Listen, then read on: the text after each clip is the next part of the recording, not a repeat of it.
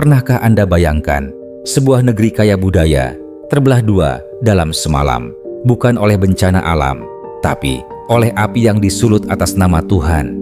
Sebuah garis pemisah yang tak hanya membelah peta, tapi merobek jutaan hati, memicu pertumpahan darah tak terperi, dan melahirkan permusuhan yang membara hingga detik ini.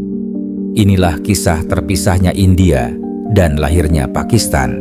Sebuah saga tentang bagaimana tanah terbagi dan bagaimana agama secara sengaja digunakan sebagai senjata pemecah belah, memicu ledakan dahsyat dengan konsekuensi yang mengerikan. Siapkah Anda menyelami cerita di balik salah satu tragedi kemanusiaan terbesar abad ke-20 yang warisannya masih menghantui kita? Jauh sebelum bendera kemerdekaan berkibar, di bawah cengkeraman Imperium Britania, benih-benih perpecahan sudah mulai disemai. Nasionalisme India membara, menuntut kebebasan. Namun, di dalam api perjuangan itu, ada bara lain yang tersembunyi, identitas agama. Liga Muslim seluruh India, di bawah pimpinan Muhammad Ali Jinnah, menggemakan teori dua negara. Agama yang seharusnya menjadi sumber kedamaian, dipolitisasi secara masif. Mereka berteriak lantang, Hindu dan Muslim adalah dua bangsa berbeda. Agama, budaya, peradaban, semua tak bisa disatukan. Ketakutan akan dominasi mayoritas Hindu atas minoritas Muslim terus dikobarkan. Mimpi buruk sebuah negara terpisah untuk kaum Muslim mulai terbentuk, sebuah tanah yang mereka sebut Pakistan. Politik identitas berbasis agama inilah yang menjadi fondasi awal perpecahan. Agustus 1947, kemerdekaan di ambang mata. Namun, kemerdekaan ini datang dengan harga yang teramat mahal. Sir Cyril Ratcliffe, seorang pengacara Inggris yang bahkan belum pernah menginjakkan kaki di India sebelumnya, diberi tugas maha penting, menggambar garis perbatasan baru. Hanya dalam beberapa minggu, dengan peta yang tak sepenuhnya akurat dan tekanan politik yang luar biasa, garis itu ditarik. Punjab, jantung pertanian India, terbelah. Bengal, tanah para penyair dan seniman, terpotong. Garis Ratcliffe ini bukan sekadar garis di atas peta. Ia adalah vonis mati bagi jutaan orang, pemicu eksodus terbesar dalam sejarah manusia, karena kini identitas agama menentukan di sisi mana Anda harus berada atau dianggap musuh. Tanah-tanah subur, desa-desa leluhur, tiba-tiba berada di sisi yang salah. India kehilangan sebagian besar wilayah barat laut dan sebagian wilayah timurnya kepada negara baru bernama Pakistan. Dan kemudian, neraka dunia pecah.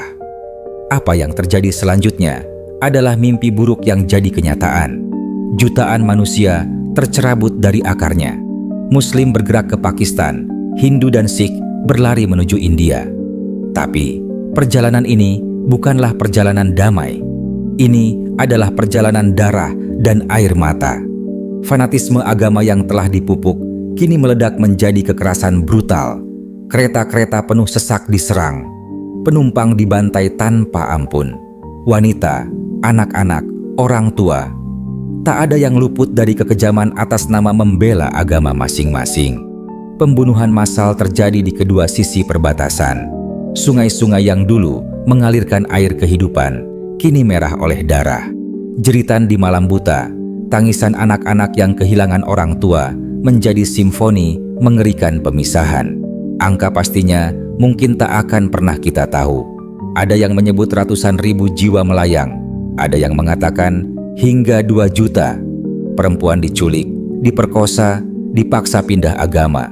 Harta benda dijarah, rumah-rumah dibakar. Ini bukan sekadar kerusuhan.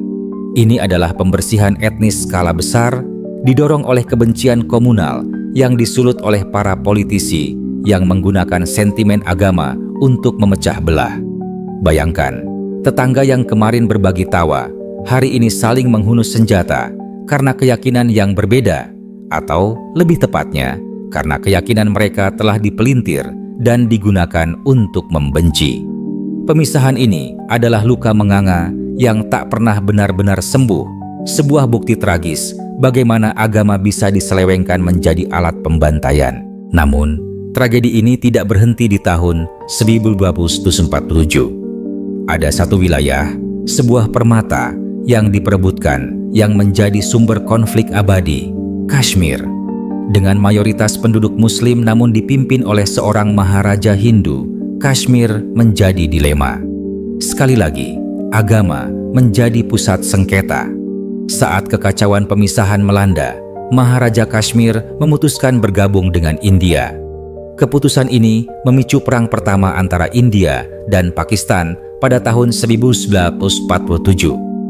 Sejak saat itu, Kashmir menjadi luka yang tak kunjung sembuh, medan pertempuran yang tak pernah sepi. Identitas agama penduduk Kashmir terus dieksploitasi oleh kedua belah pihak dalam klaim mereka atas wilayah indah ini yang menjadi saksi bisu pertempuran, serangan teroris, dan penderitaan rakyatnya yang tak berkesudahan. Inilah warisan paling pahit dari pemisahan itu. Pertanyaan Anda, adakah ini berkaitan dengan perang yang berlangsung kini? Jawabannya, ya. Konflik Kashmir adalah perang yang tak pernah benar-benar usai. Beberapa perang besar telah terjadi antara India dan Pakistan. 1965, 1971 yang melahirkan Bangladesh, hingga konflik Kargil tahun 1989. Bahkan hingga detik ini, Mei 2025, garis kontrol di Kashmir tetap menjadi salah satu perbatasan paling termiliterisasi di dunia.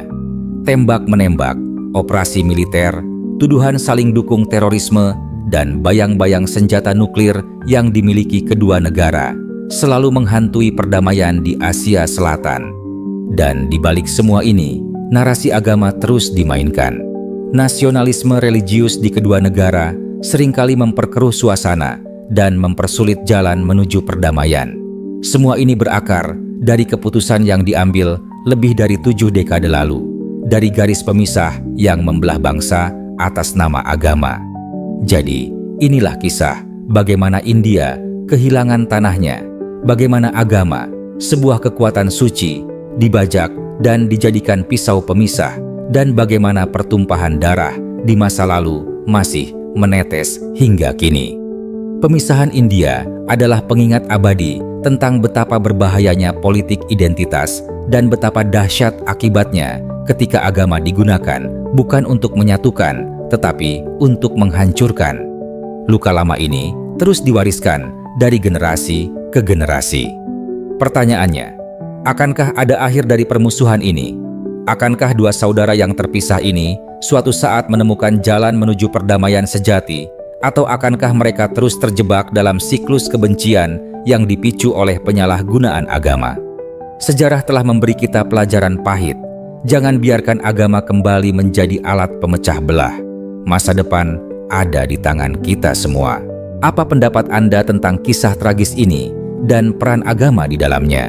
Bagikan di kolom komentar. Jangan lupa like, subscribe, dan nyalakan lonceng notifikasi agar tidak ketinggalan video-video kami berikutnya yang akan mengungkap sisi lain dari sejarah dunia. Sampai jumpa.